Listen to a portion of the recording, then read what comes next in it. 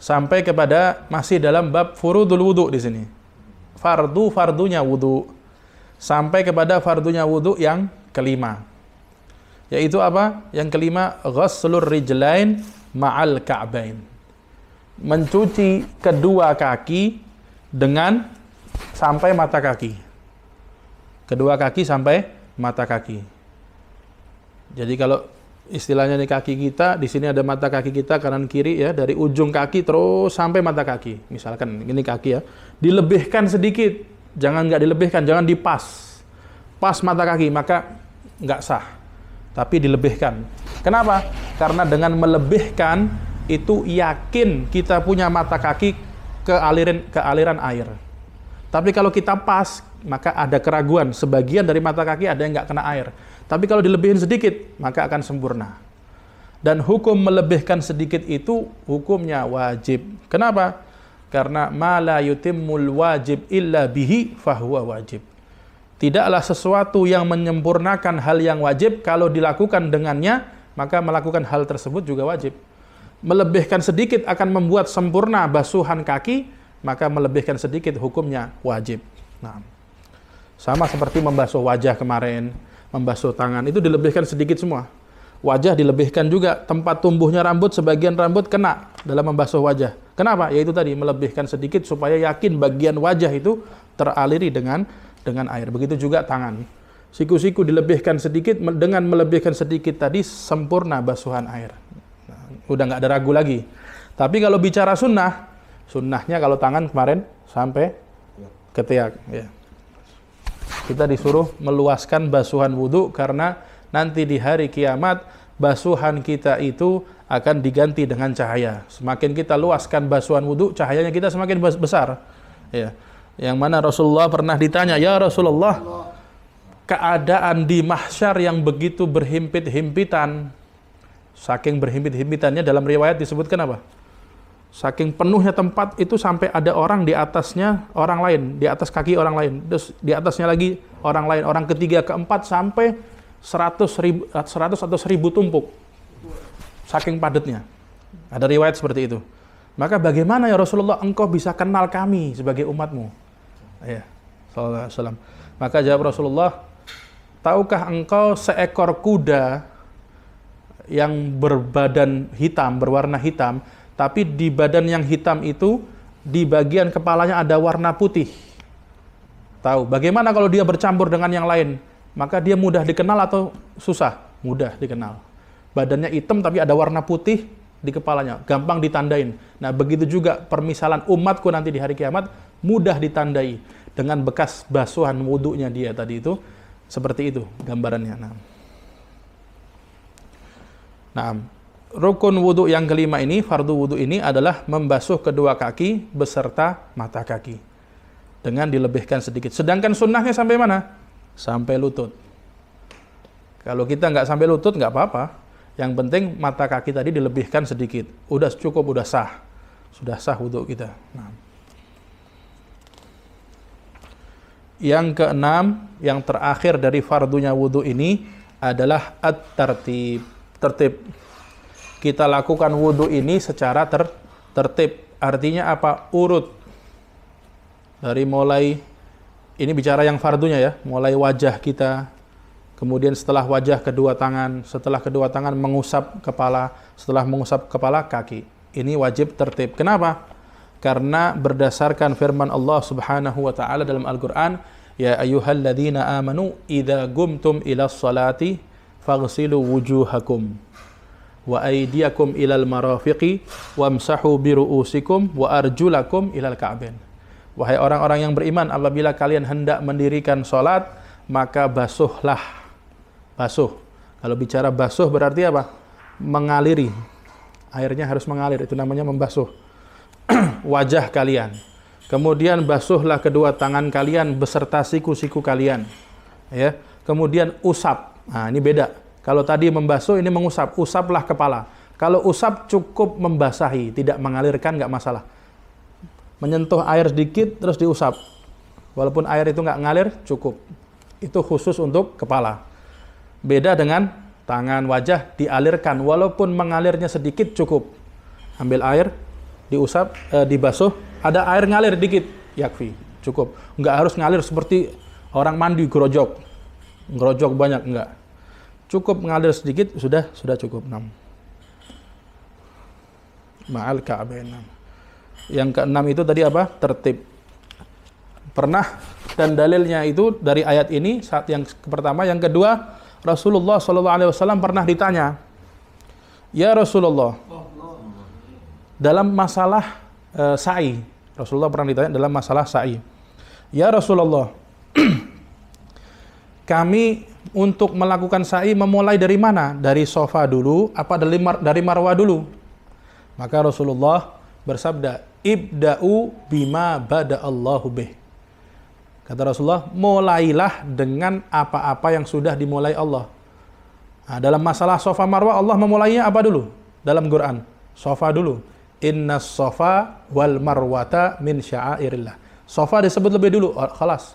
Sebagaimana Allah menyebut lebih dulu Safa, mulailah sesuai yang Allah sebut. Begitu pula masalah wudu. Tadi yang pertama disebut Allah apa? Wajah. Kemudian tangan, kemudian mengusap kepala, kemudian kaki. Ikuti sesuai itu. Walaupun pertanyaannya itu sahabat berkaitan dengan masalah sa'i, tapi jawabannya Rasulullah itu lafadznya bersifat umum. Mulailah dengan yang Allah mulai, umum. Maka bisa dipakai dalam bab lain. Bukan hanya terbatas dalam bab masalah sa'i saja. Kecuali Nabi menjawabnya khusus, dengan lafadz yang khusus. Mulailah dengan Safa, akhiri dengan Marwah. Nah itu khusus. Tapi jawaban Nabi sifatnya umum, sehingga bisa dipakai dalam masalah wudhu ataupun masalah-masalah yang lain. Nah, tertib, ya, artinya urut, tidak mendahulukan anggota yang satu dengan yang lain, kecuali ada wudhu yang dibolehkan nggak tertib. Kapan itu? Di saat orang berwudhunya dengan cara berendam atau berenang, mencelupkan dirinya ke seluruh tubuhnya terus dia niat, maka nggak diwajibkan tertib di situ. Kenapa? Karena di situ dengan otomatis tertib dengan sendirinya. Seluruh badannya masuk dalam air, ya, dia berniat, nawaitu fardhul wudu misalnya. Saya niat wudu atau saya niat wudu. Keluar dari air, udah suci dia. Suci. Nah, di situ nggak diharuskan urut, artinya nggak diharuskan dia dalam air seperti orang berwudu, basuh muka, nggak. Tapi nggak cukup itu, hanya saja itu nggak mayusan, nggak disunahkan cara wudu seperti itu. Nah, tapi bicara sah ya kalau kita dalam keadaan terdesak, ya, misalkan di tempat yang kita mungkin sedang berendam, terus di kamar mandinya susah atau tempat wudunya susah, bisa kita di situ merendamkan, asalkan airnya masih berwujud air, ya, nggak berubah jadi air-air yang lain, nah, sifatnya. Nah, sampai di sini fardu-fardunya wudu selesai. Ada pertanyaan? Ada soal berkaitan fardu wudu? Tafadhal. Kalau berenang tadi nggak membasuh? Hah? Enggak. Tadi kan disuruhnya basuh. Basuh kan mengalir. Nggak pakai tangan nggak apa-apa? Nggak apa-apa. Yang ngusap? Kalau ngusap sama, kan airnya juga basah. Nggak ngefek. Nggak ngefek. Yang dibutuhkan air ya? Yang dibutuhkan air. Nah, itu dalam madhab kita. Shower yakfi, cukup. Wudu ini nggak pakai tangan? Oh, afdolnya pakai tangan. Bicara afdol ya. Tapi kalau nggak pakai tangan, airnya merata, cukup, sah. Bicara sahnya sah. Iya. Nah, kecuali yang kita yakin ada tempat yang kalau nggak kita gosok, air nggak nyampe, wajib kita gosok. Kayak contoh cincin. Kalau cincin itu kita gerakkan sedikit, terus kita yakin airnya masuk, yakfi, tanpa harus melepas cincin. Jam juga? Sama. Kalau kita yakin itu dengan digerakkan gini air masuk dan mengenai anggota yang di bawah jam itu, cukup. Tapi kalau kita yakin tanpa kita lepas, ini air ada yang nggak masuk, lepas. Cincinnya pun wajib dilepas. Iya. Tapi biasanya cukup digerakkan begini. Itu cincin digerakin, air itu masuk biasanya. Nah itu kalau wudu. Tapi kalau tayamum, lah. Kalau tayamum cincinnya wajib dilepas. Kenapa? Karena tayamum bukan dengan air. Air itu mudah masuk. Tapi kalau debu enggak. Jadi harus dilepas. Sama kalau tayamum. Iya, wajib dilepas. Wajib dilepas. Nah. Yang bedakan wajib sama sunahnya apa? Yang bedakan Wudunya kan dari muka. Mulut, tangan sama kumur sama hidung. Dapatnya dari mana sunahnya? Dari Rasul? Dari fi'lul Rasul. Nah. Kenapa tidak diwajibkan di situ? Karena wajibnya dari nas Quran. Ayat Quran kan? Oh, wajib gara-gara nas Quran. yang dilakukan Rasul jadinya sunnah. Sunnah, nah. Tapi sebagian yang dilakukan Rasul yang dianggap sunnah itu, sebagian ulama bilang wajib. Seperti kumur, wajib. Seperti Imam Malik, kumur itu wajib indahum. Karena selalu Rasul gitu terus. Iya, karena riwayatnya begitu. Nah, artinya menurut mereka kumur dan hidung misalnya itu tawabe, paketnya wajah sudah, paket membasuh wajah, jadi wajib. Tidak ditinggal juga sama Rasul. Tidak ditinggal, sunnah. Tapi endal Imam Syafi'i sunnah. Nah, makanya dikatakan ulama kita, ulama Syafi'i, ulama Hadramut pun mengatakan demikian, yaitu siapa orang yang mengerjakan wudhu lengkap dengan sunnah-sunnahnya sesuai madhab Syafi'i, maka akan dianggap sah menurut madhab yang lain. Kalau lengkap sama sunnahnya. Tapi kalau kita ngambil wajibnya aja, madhab lain ada yang bilang, ente tidak sah, ente nggak kumur. Ente nggak sah, ente nggak menghirup hidung misalnya. Ya, dan seterusnya. Tapi kalau sunnahnya semua kita kerjakan, semuanya akan sepakat sah wudhunya. Ya, sehingga itulah yang dikatakan khuruj anil khilaf, keluar dari khilaf ulama. Nah. Ada pertanyaan lagi? Nah, nggak ada ya. Masih ada waktu sedikit, 5 menit. Kita teruskan sedikit ya. Faslun an-niyatu qasdu syai'i mughtarinan bi fi'lih. Ya. Maka muallif pengarang ini kitab yaitu Syekh Salim bin Abdullah bin Sumair Al-Hadrami, nafa'anallahu bihi, semoga Allah memberikan manfaat kepada kita dengan berkat beliau, memulai setelah fardu-fardunya wudu berbicara tentang niat. Ya, ini pengertian tentang niat. An-niyatu, yang dimaksud niat itu apa? Qasdu syai'i muqtarinan bi fi'lih. Kehendak hati ya untuk melakukan sesuatu yang mana kehendaknya itu terlintas berbarengan dengan perbuatannya. Ya. Berbarengan. Wa mahalluhal galbu, tempatnya niat itu di hati. Di hati tempatnya niat. Maka yang menjadi ukuran niat itu yang di hati. Wa talaffuz biha, akan tetapi mengucapkannya itu sunnah, enggak wajib. Tapi dia sunnah. Kenapa? Karena dengan mengucapkannya dikatakan ulama, khususnya ulama Syafi'iyah, itu melafadzkan niat membantu menguatkan yang ada di hati. Iya.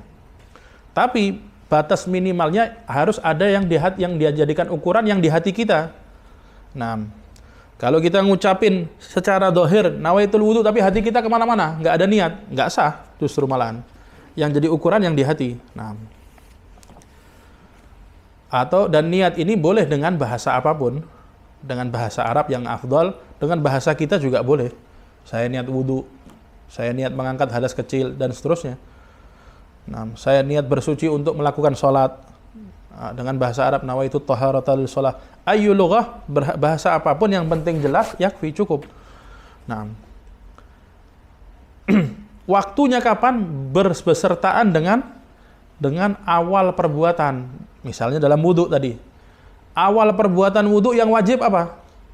Yang wajib apa? Perbuatan wudu. Yang pertama kali membasuh wajah. Maka awal niat wudu besertaan dengan jatuhnya air yang pertama kali di anggota wajah, di bagian wajah. Maka pas jatuhin air pertama, nah di situ dia niat nawaitu fardhul wudu atau nawaitul wudu. Nah, di situ waktunya niat.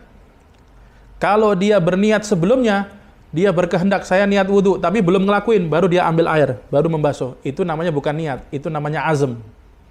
Azm, nah. Ya.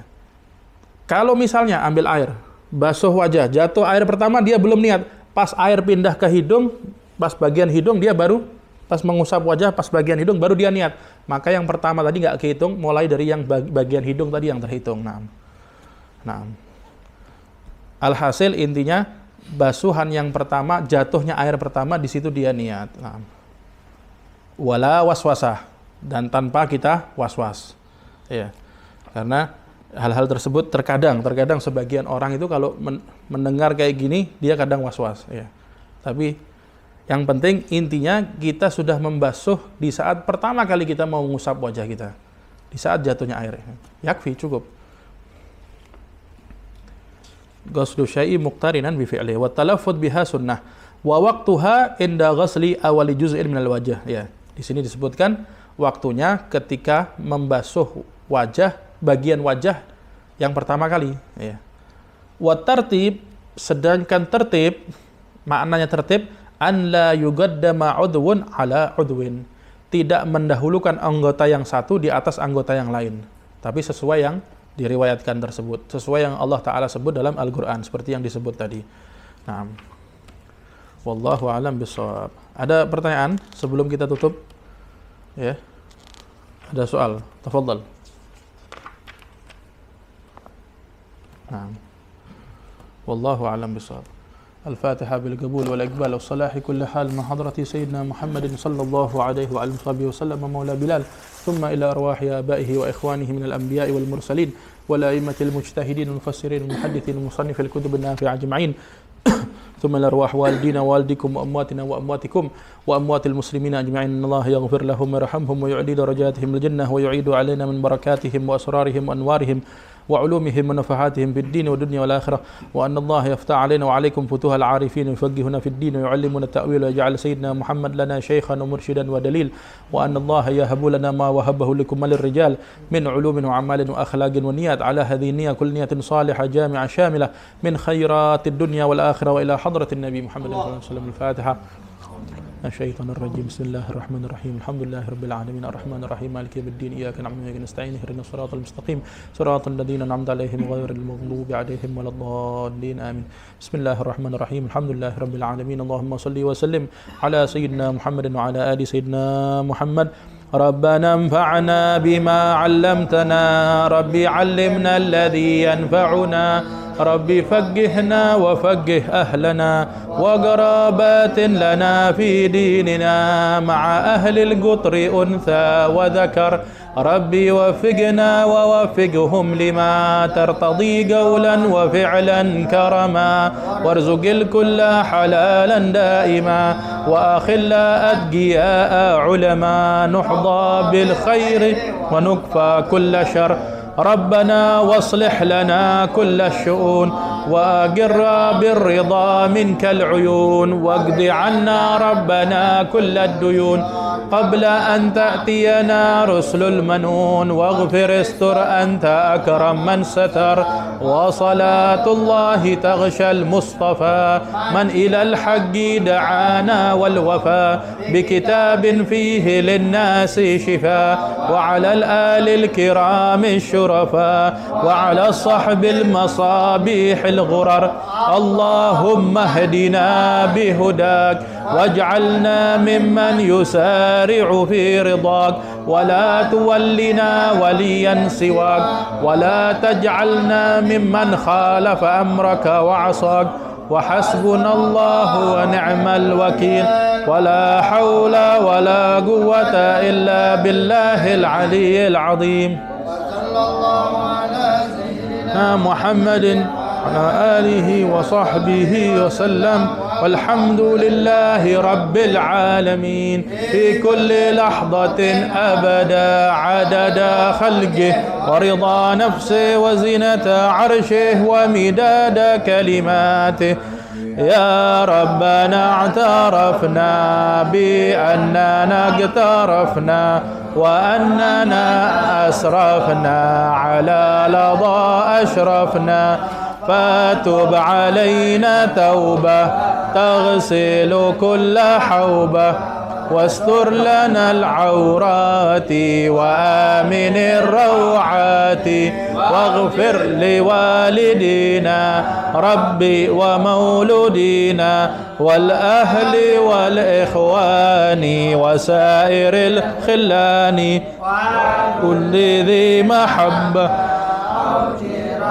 أو صحبة والمسلمين أجمع آمين ربي اسمع فضلا وجودا منا لا باكتساب منا بالمصطفى الرسول نحظى بكل سول الرسول نحظى بكل سول بالمصطفى الرسول نحظى بكل سول صلى وسلم ربي عليه عدل الحب وآله والصحب عداد طش السحب والحمد للإله في البدء والتناهي سبحان ربك رب العزة عما يصفون وسلام على المرسلين والحمد لله رب العالمين آمين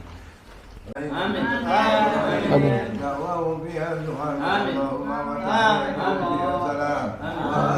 دعواهم لله رب العالمين.